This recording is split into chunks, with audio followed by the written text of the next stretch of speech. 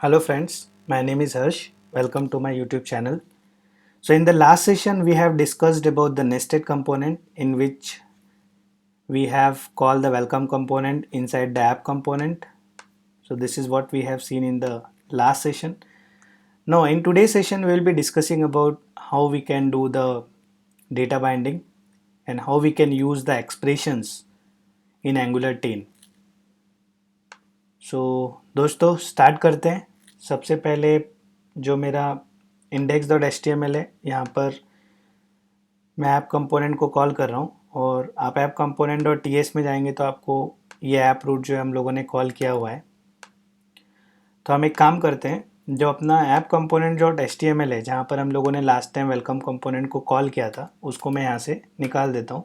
अभी मैं welcome component को मुझे कॉल नहीं करना है, तो मैंने वहाँ से निकाल दिया और जैसे ही मैं ब्राउज़र पे जाऊँगा मुझे यहाँ पर ऐप कंपोनेंट मिलेगा जो कि डिफ़ॉल्ट कंपोनेंट। जब हम लोगों ने एंगुलर डाउनलोड किया था तो ये कंपोनेंट जो है हमको मिला था ऐप कंपोनेंट। सो अगर आप यहाँ देखेंगे तो एक टाइटल भी ऑलरेडी क्रिएटेड है जो डैशबोर्ड के नाम से। मैं यहाँ पर एक नया वेरिएबल क्रिएट करता हूँ नेम।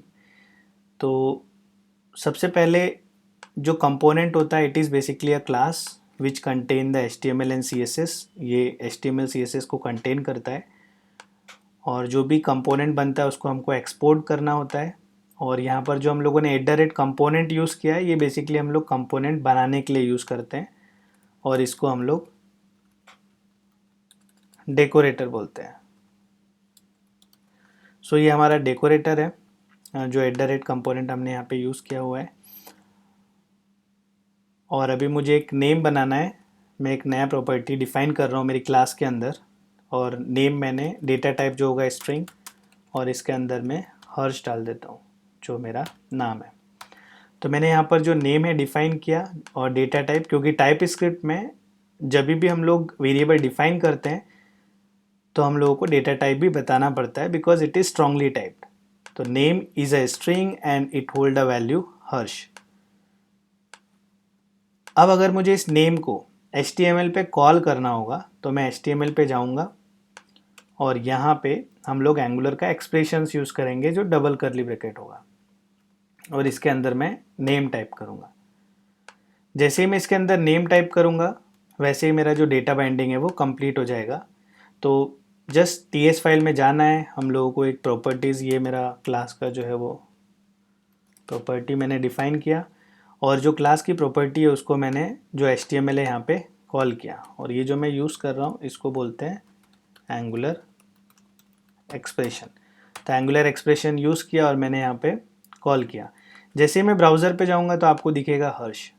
तो जो भी मैंने यहाँ पे कॉल किया है वो यहाँ पर ब्राउज़र पे शो हो रहा है।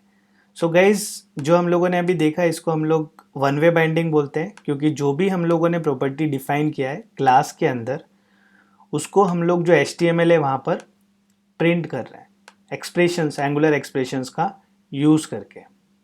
सो इसको हम लोग, क्योंकि हम लोग कंपोनेंट से डेटा जो है वो व्यू को पास कर रहे हैं तो ये वन वे बाइंडिंग होगा। बाइंडिंग हम लोग टू वे बाइंडिंग भी कर सकते हैं। सो डेटा बाइंडिंग में हमारे पास दो ऑप्शन है, वन वे बाइंडिंग और टू वे बाइंडिंग। अभी हम लोग वन वे बाइंडिंग कर रहे हैं। आने वाले सेशंस में हम लोग टू वे बाइंडिंग भी डिस्कस करेंगे कि कैसे हम लोग जो यूज़र है वो ब्राउज़र में कुछ चेंज करेगा और मेरा जो वेरिएबल है, जो मेरी प्रॉपर्टीज़ है क्लास की, वो कैसे अपडेट होगी। उसके लिए हम लोगों को फॉर्म्स मॉड्यूल यूज़ करना पड़ेगा और वो हम लोग आने वाले सेशंस में देखने वाले हैं। आज के सेशन में गाइज हम लोगों ने ये देखा कि कैसे हम लोग नॉर्मली जो डेटा बाइंडिंग है वो कर सकते हैं। एंड जब भी हम लोग वेरिएबल बनाते हैं हम लोगों को डेटा टाइप जो है वो डिफ़ाइन करना पड़ेगा। अगर मैं सपोज़ कीजिए यहाँ पे अगर मैं नंबर लिखता हूँ तो आप देखोगे कि मुझे एरर आ रहा है। एरर इसलिए आ रहा है क्योंकि जो नेम है उसके अंदर मैंने हर्ष डाला है और हर्ष जो है वो it is a set of characters and set of characters is always a string. So यहाँ पर मुझे वापस से जैसे ही मैं स्ट्रिंग करूँगा वो एरर जो है वो चला जाएगा। So this is how we do the data binding, how we do the one-way binding in Angular, and this is how we are printing the same into the browser. So hope you like this video. So in the next session, we will be discussing about the new topics which is added in Angular 10. So please like, share and subscribe. Thank you.